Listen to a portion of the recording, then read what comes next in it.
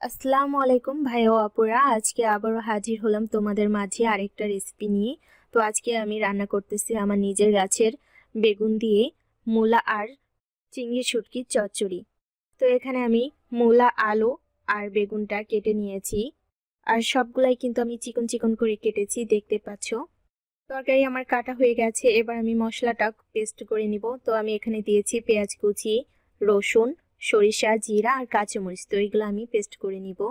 আর চিংড়ি শুটকিটা কিন্তু আমি হালকা কুসুম গরম পানি দিয়ে ভালোভাবে ধুয়ে নিয়েছি। বলা তো যায় না এর ভিতরে যদি বালু থাকে, তার জন্য আমি গরম পানি করে কুসুম গরম পানি দিয়ে ধুয়ে নিয়েছি। এবার আমি কড়াইতে তেল দিয়ে দিলাম। তো তেলের ভিতরে আমি কিছু পেঁয়াজ কুচি দিয়ে লাল লাল করে ভেজে নিয়ে তার ভিতরে দিয়ে দিচ্ছি পেস্ট করে রাখা মশলাটা। আর মশলাটা আমি 2-1 মিনিট নাড়াচাড়া করে দিয়ে দিব হলুদের গুঁড়া, মরিচের গুঁড়া আর লবণ। আর এটা একটু নাড়াচাড়া করে দিয়ে দিচ্ছি সামান্য পানি। এবার মশলাটা আমি ভালোভাবে কষিয়ে নিব।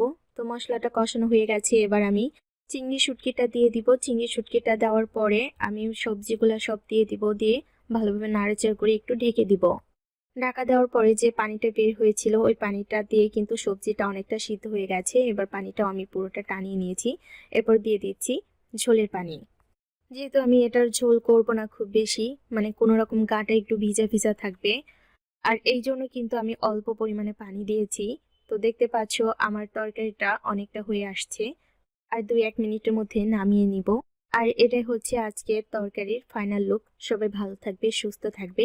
আল্লাহ হাফেজ।